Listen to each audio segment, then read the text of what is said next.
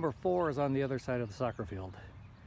You can see on the right side of your screen, there's a little hill there, and the basket for hole 4 is on that hill.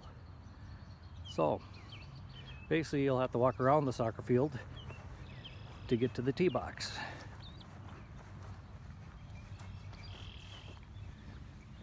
The little tarred hiking trail, or walking trail, whatever you want to call it, does come in handy on part of the course.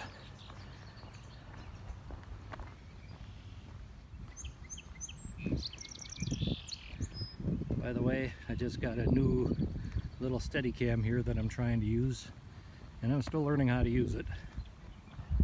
So, but I think it's still smoother than if I'd be trying to walk and just holding the camera.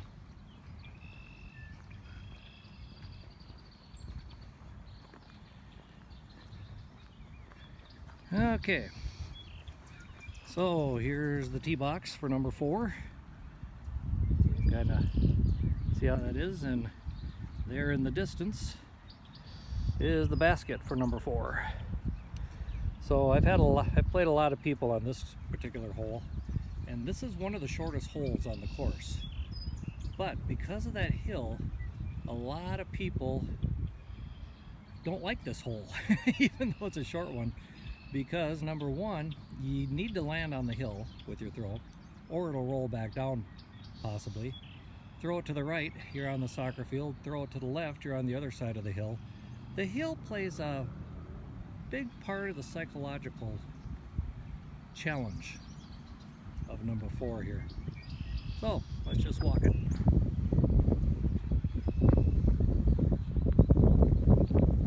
Here again, if your throw went to the right a bit, you can walk the trail if you don't want to walk on the grass.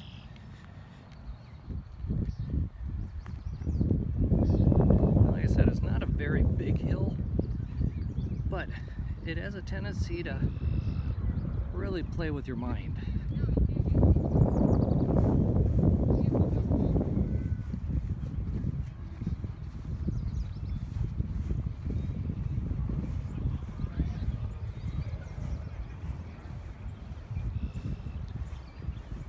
And there we are.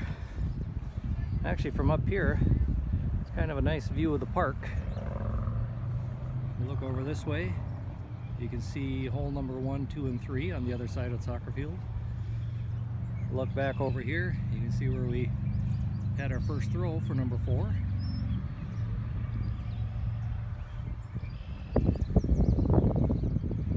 And there we are. One nice thing with the Melrose course is we've got the Mach 3 baskets with the orange paint job, so it makes it pretty nice to see. And nice big signs on top so you know which hole you're at, or where the basket is you're shooting for.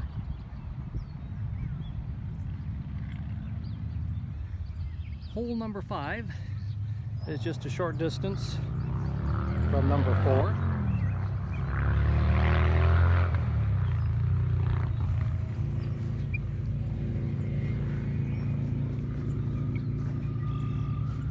Just walk down the hill a bit, and there you can see it already.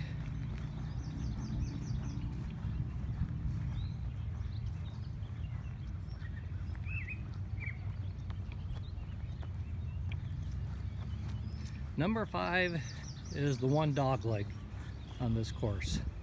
You see the line of trees on the left. You have to go around that at a 90-degree angle to find the basket. Now I know for kids that are just starting to play, yeah, par 5 might seem like too many, but for experienced players, I played with some experienced players, and this is usually not too bad a par 3 for them. A little bit of a challenge. You got a few trees in the way. I'm not looking forward to the day the pine tree grows up here. I think they could have moved that over a little bit more, because that will be in the way of the first throw on this hole. But that's the way it is now, so that's what we have to deal with. Like I said, you need to throw it around these trees to the left, down the fairway there a bit. So let's go find out what it's like.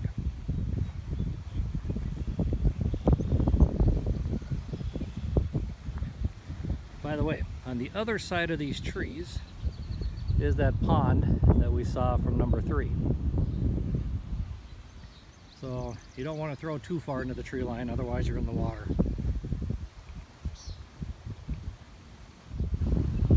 I have seen a couple people have a bad left hook, or right hook I should say, and all of a sudden they end up beyond the fence in the south, which isn't bad when you're just playing for fun, but if they have a game going on, it gets a little embarrassing. So, continuing on.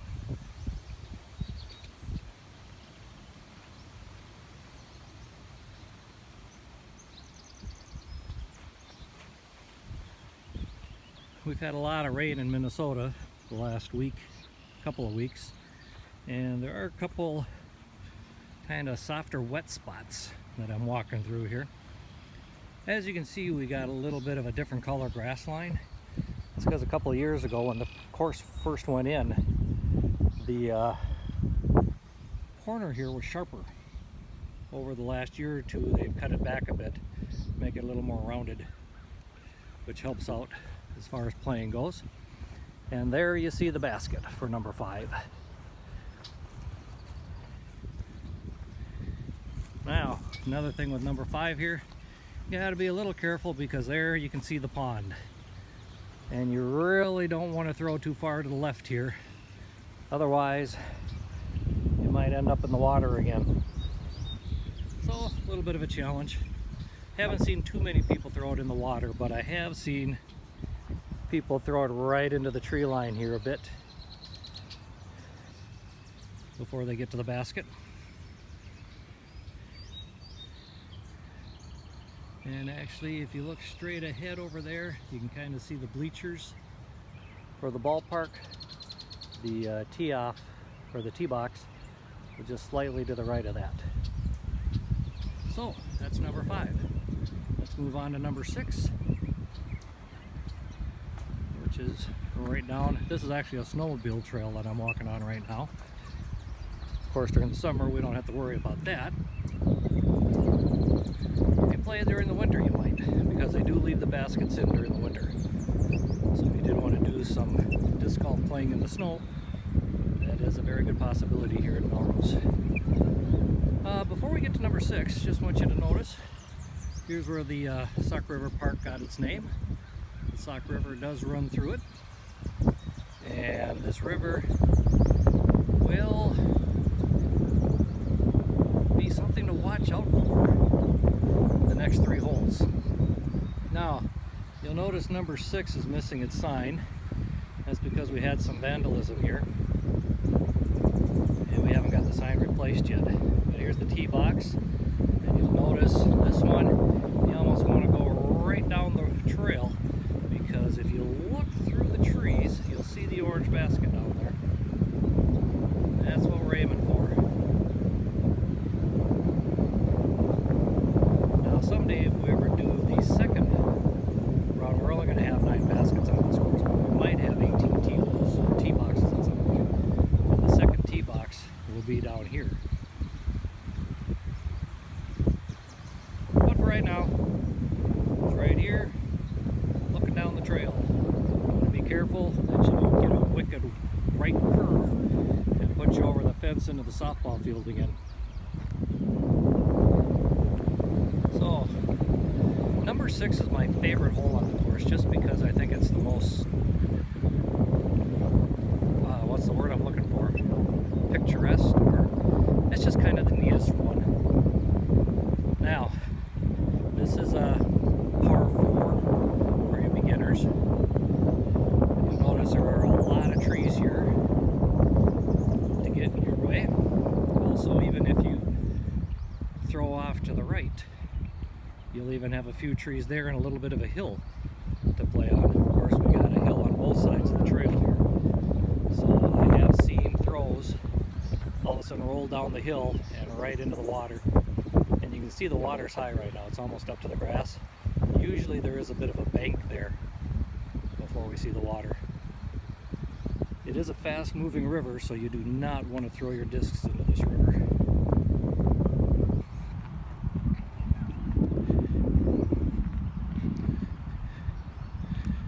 Ooh.